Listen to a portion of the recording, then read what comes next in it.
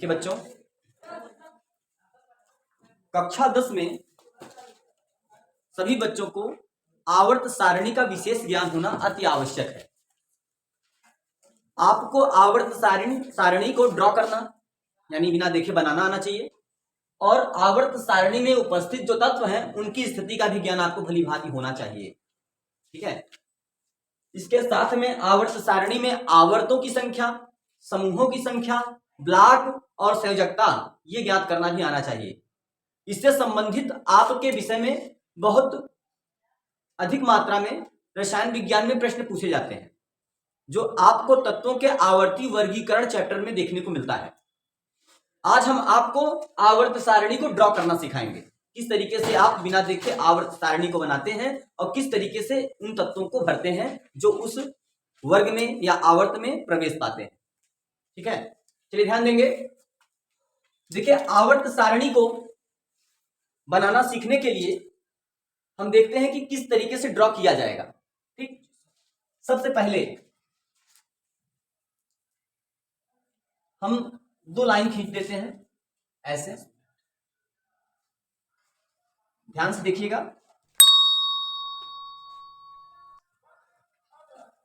ठीक है, इस तरीके से 2 लाइन ड्रॉ कर देते हैं और उसके बाद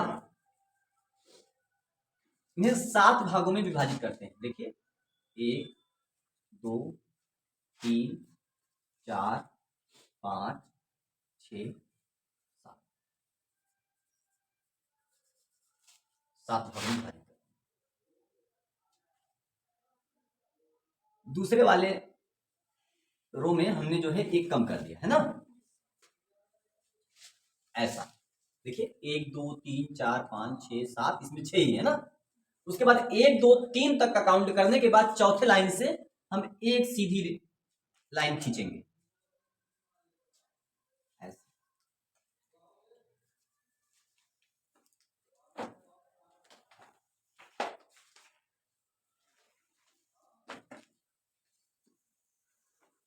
ऐसे ड्रॉ करना है। अब 10 ऊर्ध्वाधर कॉलम खींचेंगे, 10। देखिए, 1 2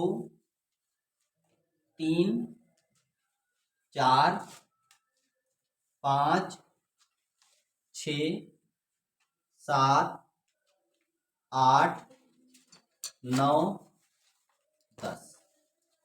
10 ऊर्ध्वाधर कॉलम खींच लिया हमने। इसके बाद लास्ट वाले कॉलम को थोड़ा सा ऊपर बढ़ा देंगे और फिर 6 क्षैतिज कॉलम खींचेंगे। देखिए, 1 2 3 4 5 6 क्षैतिज कॉलम खींचने हैं और फिर 6 ऊर्ध्वाधर कॉलम खींच देंगे। 1 2 3 4 5, प्रोसेस को और बढ़ा लेंगे।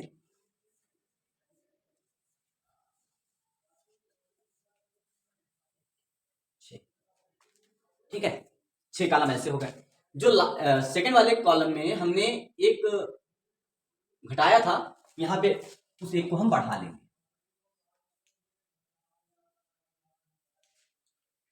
आप लोगों ने आवर्त सारणी देखा होगा और कुछ इसी प्रकार का आकार भी देखने को मिला होगा आपको, है ना।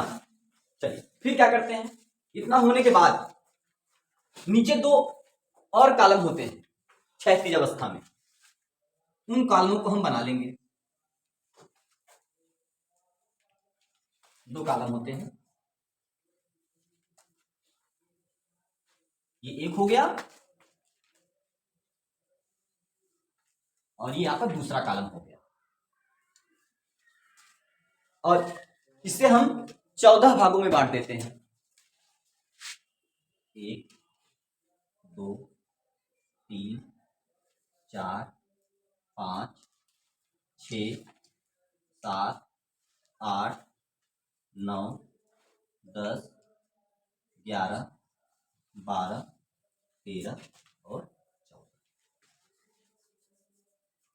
कुछ ऐसी आवर्त सारणी आपको देखने को मिलती है,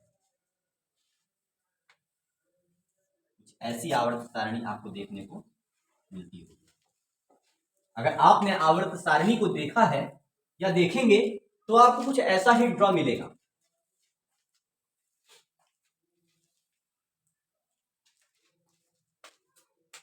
सही है ना, इस तरीके की आवर्त सारणी होती है। अब इन आवर्त सारणियों में, आवर्त सारणी को ध्यान से देखने पे दिख रहा है 7 क्षैतिज कॉलम होते हैं। क्षैतिज माने लेटे हुए, देखो 7 क्षैतिज कॉलम होते हैं, पहला, दूसरा, तीसरा, चौथा, पांचवा, छठवां और सातवां, 7 क्षैतिज कॉलम होते हैं। इन क्षैतिज कॉलमों को आवर्त कहते हैं। तो आवर्तों की संख्या 7 होती है।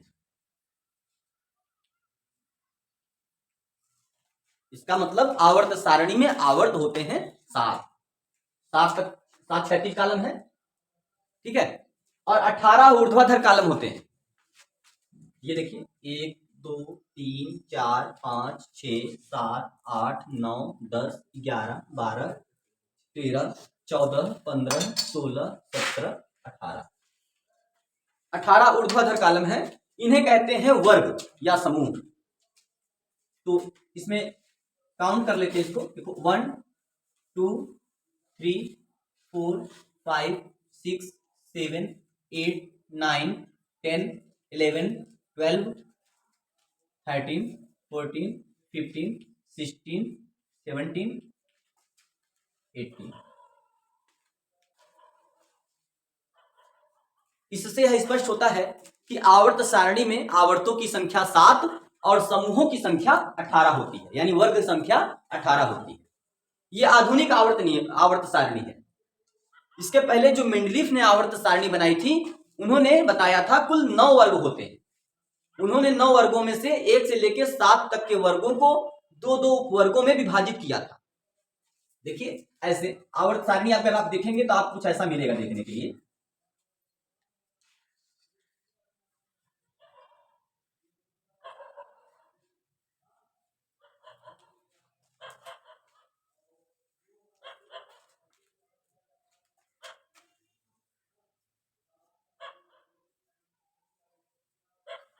ऐसा कुछ मिलेगा।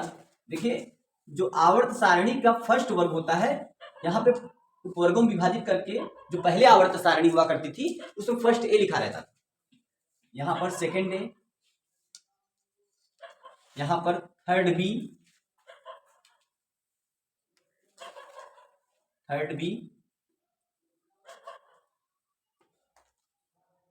यहाँ पर 4B, यहाँ पर 5B, 6B, 7B, 8B, sorry देखिए 8B नहीं कहेंगे। मैंने बोला अभी थोड़ी देर पहले कि 1 से लेकर 7 तक को वर्गों को दो उपवर्गों में विभाजित किया गया। तो फर्स्ट ए, सेकेंड ए, फिर इधर आते हैं third A, 4A, 5A, 6A, 7A और 7 हो गया ना देखो। और इधर जो है ये फर्स्ट बी और सेकेंड बी। 1 से लेकर 7 तक के वर्गों को 2-2 वर्गों में विभाजित किया गया। First A, first B, second A, second B, third A, third B, 4A, 4B, 5A, 5B, 6A, 6B, 7A, 7B और 8, 9, 10 जो ये 3 वर्ग थे इनको सिर्फ 8 बोला गया और 18 जो है इसे शून्य समूह बोला गया। ये वर्गीकरण मेंडलीफ ने किया था। जो आज आवर्त सारणी हम लोग पढ़ते हैं आधुनिक आवर्त सारणी, वो मोजले की आवर्त सारणी है, ठीक है। इस तरीके से बांटा गया था। एक विशेष जानकारी हम आपको देना चाहते हैं, जो आप इस आवर्त सारणी का क्रम देख रहे हैं, कक्षा 11 में एनसीईआरटी बुक है। उस एनसीईआरटी बुक में ये डायग्राम गलत प्रिंट है। वहां पे जब आप देखें क्लास 11th की रसायन विज्ञान की फर्स्ट बुक उठा करके, तो यहाँ पे आपको third A, third B, four B, sorry जो ये बी उपवर्ग है, यहाँ पे आपको ए उपवर्ग देखने को मिलेगा। गलत प्रिंट है उसमें क्लास 11th की बुक में, ठीक है ना। और 3 वर्षों से गलत प्रिंट ही हो रहा है, उसे सुधारा नहीं गया है। चलिए ध्यान देंगे, इस तरीके का वर्गीकरण है।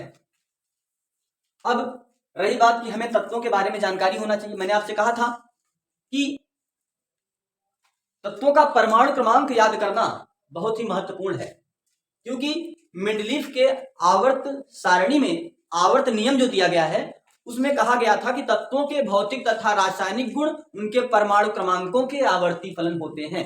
अर्थात उनके द्वारा बनाई गई आवर्त सारणी में तत्वों को उनके परमाणु क्रमांकों के बढ़ते क्रम में रखा गया था, ठीक है। तो हमें परमाणु क्रमांक 1 से लेकर के परमाणु क्रमांक 118 तत्व के तत्व को ज्ञात होना चाहिए हमें, तभी हम बना पाएंगे। देखिए हाइड्रोजन का परमाणु क्रमांक 1 होता है।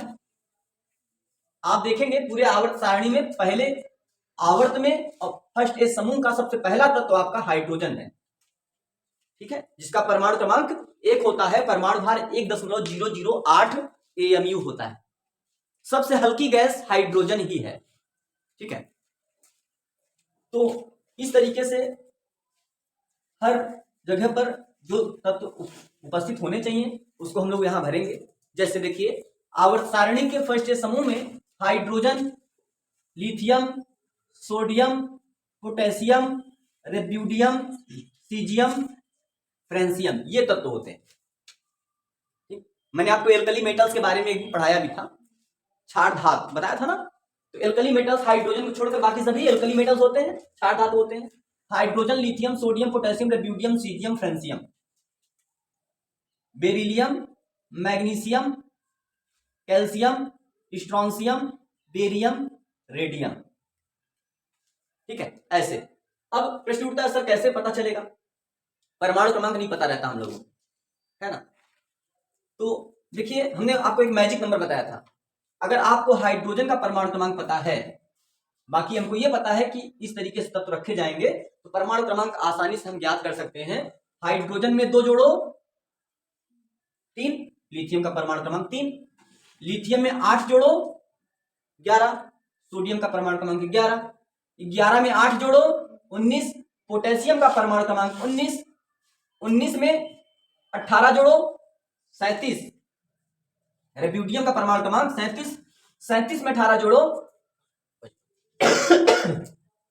सीजियम का परमाणु क्रमांक 55, और फिर इसमें 32 जोड़ो, जो आएगा वो फ्रेंसियम 87, ठीक है। इस तरीके से तो 2, 8, 8, 18, 18, 32, ये हो गया हमारा मैजिक नंबर।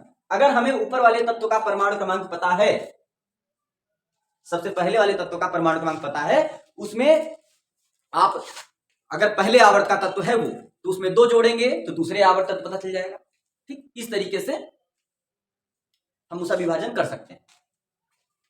फिर देखिए इधर शून्य समूह के तत्व में, जिसे हम अक्रिय गैस तत्व के नाम से जानते हैं, helium, neon, argon, krypton, xenon, radon, oganesson, ठीक है। इसी तरीके से 7A समूह में हाइड्रोजन तत्व कहते हैं इसको, फ्लोरीन, क्लोरीन, ब्रोमीन, आयोडीन, एस्टेटीन, टेनेसाइन, ठीक है। क्रमवार में याद करके हम लोगों ने क्या किया है, ग्रुप बाय ग्रुप याद किया है, ठीक, इससे जल्दी याद हो जाएगा। 6A में वर्ग 16 में क्या है, वर्ग 16 में पहला तत्व है oxygen, sulphur, selenium, tellurium, polonium, livermorium, सही बात है। अब इसमें भी देखिए, अब ये जो है 1, 2, 3, 4, 5, 6 तत्व हैं 6A में, है ना। अब इसमें देखिए दूसरे आवर्त से है, तो देखो इसका परमाणु क्रमांक 8 होता है, 8 में 8 जोड़ो 16 होगा कि नहीं। अब इसमें देखिए मेरी बात समझिए, आवर्त सारणी में जो पहला आवर्त है इसमें केवल 2 तत्व हैं, 1 2, इसलिए हम इसमें 2 जोड़ रहे थे। लिथियम से लेकर के नियान तक में, लिथियम से लेकर के नियान तक में 8 तत्व रहेंगे। देखिए 1 2 3 4 5 6 7 8, इसलिए हम इसमें 8 जोड़ रहे थे तो सोडियम आ रहा था। फिर सोडियम से लेकर के आर्गन तक में फिर से 8 तत्व होते हैं, इसलिए हम सोडियम में भी 8 जोड़ रहे थे, पोटेशियम हो रहा था। लेकिन पोटेशियम से लेकर के क्रिप्टॉन तक 18 तत्व है। देखो 1 2 3 4 5 6 7 8 9 10 11 12 13 14 15 16 17 18, इसलिए हम 18 जोड़ रहे थे। मैजिक नंबर कहीं और से नहीं आया है, इसी से हमने देखा है ना, बनाया है। अब देखिए लिबरमोनियम, फिर 5A समूह में आप लोग देखेंगे कि 5A समूह में आपको नाइट्रोजन परिवार के तत्व मिलते हैं, नाइट्रोजन फास्फोरस, आर्सेनिक, एंटीमनी और बिस्मिथ। आर्सेनिक, एंटीमनी और बिस्मिथ, आर्सेनिक, एंटीमनी और बिस्मिथ।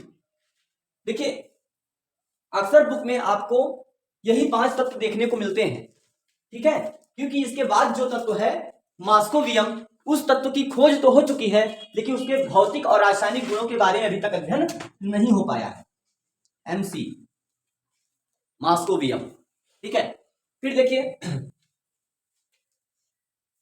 4A में कार्बन, इन सभी तत्वों को कार्बन परिवार के तत्व कहा जाता है।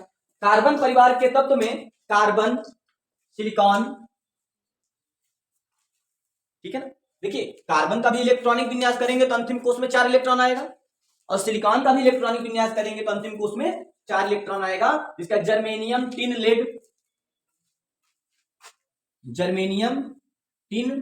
लेड, ठीक है। इन सभी का इलेक्ट्रॉनिक विन्यास करने पे उनके अंतिम कोष में इलेक्ट्रॉनों की संख्या 4 ही आएगी। और लास्ट में है फ्लेरोबियम, Fl, फ्लेरोबियम, जो ये ओर्गानेसन, टेनेसाइन, लिबरमोनियम, मॉस्कोवियम, फ्लेरोबियम, इन सभी तत्वों के भौतिक और रासायनिक गुणों के बारे में अभी तक अध्ययन नहीं हो पाया है। उसके बाद देखिए वर्ग 13 में आपका तत्व आता है बोरान, परमाणु क्रमांक 5। बोरान के बाद एल्युमिनियम, गैलियम, इंडियम, हेलियम, ठीक है, ऐसे तत्व आते हैं। अब हेलियम के बाद अगला तत्व है निहोनियम, ठीक है। तो आपने देखा कि आपको धीरे धीरे इन सभी तत्वों के बारे में जानकारी हो गई। आपको बता दें केवल हीलियम को छोड़कर बाकी जो जितने तत्व इधर हैं वो सभी पी ब्लॉक तत्व कहलाते हैं, पी ब्लॉक तत्व कहलाते हैं, ठीक है। और इधर जो 2 श्रेणियां हैं, 2 ऊर्ध्वाधर कॉलम है ना, इनको कहते हैं यस ब्लॉक तत्व, ये है एस ब्लॉक, क्योंकि इनमें से किसी भी तत्व का इलेक्ट्रॉनिक विन्यास अगर आप करेंगे तो उसका अंतिम इलेक्ट्रॉन यस कक्षक में प्रवेश पाता है, और इनमें से किसी भी तत्व का इलेक्ट्रॉनिक विन्यास अगर आप करेंगे तो उसका अंतिम इलेक्ट्रॉन पी कक्षक में प्रवेश पाता है। आप बाउ नियम से इलेक्ट्रॉनिक विन्यास करने पर हीलियम को छोड़कर, क्योंकि हीलियम का परमाणु क्रमांक 2 होता है तो इसका इलेक्ट्रॉनिक विन्यास भी 1s2 हो जाएगा, इसका अंतिम इलेक्ट्रॉन एस कक्षक में प्रवेश पाएगा। इसलिए हीलियम एस ब्लॉक का तत्व है, बाकी सभी पी ब्लॉक के तत्व हैं। इस बात से स्पष्ट होता है कि वर्ग 13 से लेकर के वर्ग 18 तक में 36 तत्व ऐसे हैं जो पी ब्लॉक के तत्व हैं। केवल हीलियम हर पी ब्लॉक का तत्व नहीं है, हीलियम यस ब्लॉक का तत्व है। और यस ब्लॉक में आप देख रहे हैं यहाँ पे आपको 13 तत्व दिख रहे हैं, 7 और 6 13, और हीलियम को जोड़ लेंगे 14, यानी आवर्त सारणी में 14 तत्व यस ब्लॉक तत्व होते हैं और 36 तत्व पी ब्लॉक तत्व होते हैं। जो बीच की श्रेणियां हैं, बीच के ऊर्ध्वाधर कॉलम, इनको डी ब्लॉक तत्व कहते हैं, डी ब्लॉक तत्व, ठीक है, डी ब्लॉक तत्व। और जो नीचे के 2 रो बताए गए थे इनको कहा जाता है एफ ब्लॉक तत्व, एफ ब्लॉक तत्व। एफ ब्लॉक तत्वों में 2 श्रेणियां जो हैं, इनमें से पहली श्रेणी कहा जाता है लैंथेनाइड श्रेणी, लैंथेनाइड श्रेणी, और दूसरे को कहा जाता है एक्टिनाइड श्रेणी, एक्टिनाइड श्रेणी। डी ब्लॉक के तत्वों को सामान्यतः संक्रमण तत्व भी कहा जाता है। डी ब्लॉक तत्व में देखिए यहां पे scandium, titanium, vanadium, chromium, manganese, iron, cobalt, nickel, copper और जिंक, ये तत्व होते हैं। डी ब्लॉक के तत्व को संक्रमण तत्व भी कहते हैं, संक्रमण तत्व। वैसे तो परिभाषित किया जाता है कि जिन तत्वों का इलेक्ट्रॉनिक विन्यास करने पर उसका डी कक्षक अपूर्ण हो उसे संक्रमण तत्व कहते हैं। लेकिन सामान्यतः कहा जाता है कि डी ब्लॉक के सभी तत्व संक्रमण तत्व कहलाते हैं। लेकिन जब आप आगे पढ़ेंगे तो आपको पता चलेगा कि डी ब्लॉक के सभी तत्व संक्रमण तत्व नहीं कहलाते। इसमें से आपका जिंक संक्रमण तत्व नहीं है, क्योंकि जिंक का इलेक्ट्रॉनिक विन्यास करने पर इसका डी ऑर्बिटल पूर्ण रूप से भर जाता है। जिंक का इलेक्ट्रॉनिक विन्यास करने पर अंतिम कोश में 3d10 मिलता है आपको, और 3d10 से स्पष्ट होता है ये जिंक जो है वो संक्रमण तत्व नहीं है। जिंक, कैडमियम यानी Cd और मरकरी Hg, ये तीनों संक्रमण तत्व नहीं है, क्योंकि इनका इलेक्ट्रॉनिक विन्यास करने पर इनका अंतिम कोश पूर्ण रूप से भर जाता है, डी कक्षक पूर्ण रूप से भर जाता है। जिंक का इलेक्ट्रॉनिक विन्यास करेंगे तो लास्ट में आप देखेंगे 3d10 मिलेगा, कैडमियम में 4d10 मिलेगा और मरकरी में 5d10 मिल जाता है। ठीक, इन सब तथ्यों से पता चलता है कि संक्रमण तत्व नहीं है। लेकिन सामान्यतः कहा जाता है कि डी ब्लॉक के सभी तत्व संक्रमण तत्व कहलाते हैं।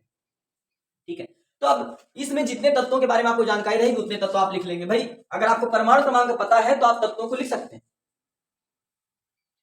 अब आवर्त सारणी का जो फर्स्ट बी समूह है, फर्स्ट बी, इसमें आप कॉपर देख रहे हैं, Cu, कॉपर, तांबा, ठीक है ना। फिर उसके नीचे आप देखेंगे आपको Ag दिख रहा हो, चांदी। फिर उसके नीचे आपको Au मिलेगा, गोल्ड। आपको पता है इन तत्वों को सिक्का धातु कहते हैं, क्वाइन मेटल्स, सिक्का धातु। क्योंकि इतिहास में बताया गया है कि तांबे के सिक्के चलते थे, चांदी के सिक्के चलते थे और लोहे के सोने के सिक्के भी चलते थे। सोना, चांदी और तांबा, इन तीनों सिक्के चले हैं, इसलिए इनको सिक्का धातु कहते हैं। ठीक, इन्हें अक्रिय गैस तत्व कहते हैं, इन्हें हैलोजन तत्व कहते हैं, इन्हें कैल्कोजन एलिमेंट्स कहा जाता है, ऑक्सीजन परिवार के तत्व को। नाइट्रोजन परिवार के तत्व को निक्टोजन एलिमेंट कहा जाता है। इन्हें क्षार धातु कहते हैं, इसे क्षारीय मृदा धातु कहते हैं। बी उपवर्ग के जितने तत्व होते हैं इन्हें संक्रमण तत्व कहते हैं। 8वें वर्ग में 9 तत्व होते हैं। जो ये 9 तत्व यहां पे उपस्थित होते हैं, इन 9 तत्वों को कहा जाता है अति संक्रमण तत्व। और जो ये 2 श्रेणियां हैं, ध्यान देंगे, आवर्त सारणी में जो ये श्रेणियां हैं, आवर्त सारणी में आवर्त 6 में बेरियम के आगे लैंथेनियम तत्व से लेकर के, ठीक है ना, आगे के 14 तत्व सब इसी वाले आवर्त के तत्व हैं। इनकी खोज बाद में हुई, इसलिए आवर्त सारणी के नीचे इनको रखा गया है। ये एक अपवाद है। आवर्त सारणी में बहुत ढेर सारे अपवाद हैं। जिस प्रकार से अभी तक हाइड्रोजन को एक निश्चित स्थान नहीं मिला है। हाइड्रोजन धनायन बनाने की प्रवृत्ति भी रखता है और ऋणायन बनाने की प्रवृत्ति भी रखता है। इसलिए कभी कभी आप देखेंगे कि हाइड्रोजन को आवर्त सारणी के फर्स्ट ए समूह में और कभी कभी 7A समूह में रखा जाता है। ठीक है, इसी तरीके से बहुत सारी कमियां हैं अभी आवर्त सारणी में, ठीक, जिस पर विचार किया जा रहा है। तो आप लोगों को आवर्त सारणी ड्रॉ करना आ गई है। जितने तत्वों की जानकारी आपको होगी उतने तत्वों को आप इसमें फिल कर सकते हैं, भर सकते हैं। ठीक है, आवर्त सारणी में 4 ब्लॉक होते हैं, खंड होते हैं 4, S block, P block, D block और F ब्लॉक। आवर्त सारणी में आवर्तों की संख्या 7 होती है, 1 2 3 4 5 6 7। आवर्त सारणी में वर्ग होते हैं 18, जो ऊर्ध्वाधर कॉलम है 18। ठीक है ना। तो इस तरीके से आप आवर्त सारणी को ड्रॉ कर सकते हैं। ठीक, आवर्त सारणी को ड्रॉ करने के बाद आप एक एक तत्वों के बारे में जानकारी लेना शुरू करेंगे। इनमें से किसी भी तत्व का इलेक्ट्रॉनिक विन्यास करेंगे तो उसके अंतिम कोश में इलेक्ट्रॉनों संख्या 1 होती है। इनमें से किसी भी तत्व का इलेक्ट्रॉनिक विन्यास करेंगे तो उसके अंतिम कोश में इलेक्ट्रॉनों संख्या 2 होती है। इनमें से किसी भी तत्व का इलेक्ट्रॉनिक विन्यास करेंगे उसके अंतिम कोश में इलेक्ट्रॉन संख्या 3 होती है। ठीक है ना। और आप लोगों को बताया गया है कि अगर किसी तत्व का इलेक्ट्रॉनिक विन्यास किया जाता है उसके अंतिम कोश में इलेक्ट्रॉनों संख्या 1 या 2 या 3 होती है तो उसकी संयोजकताएं भी क्रमशः 1 2 या 3 होती हैं। और जब अंतिम कोष में इलेक्ट्रॉनों की संख्या 1 2 3 होती है, तो ये तत्व हमेशा धनायन बनाने की प्रवृत्ति रखते हैं, क्योंकि ये एक इलेक्ट्रॉन, 2 इलेक्ट्रॉन, 3 इलेक्ट्रॉनों का त्याग कर देते हैं, किसी दूसरे तत्व के पास भेज देते हैं जो अपना अष्टक पूरा कर सके। ठीक है, हम आशा करते हैं कि आज आप लोगों को आवर्त सारणी ड्रा करना आ गया होगा। आप लोग इसकी जितनी प्रैक्टिस करेंगे उतना ही आपको इसके बारे में जानकारी मिलेगी।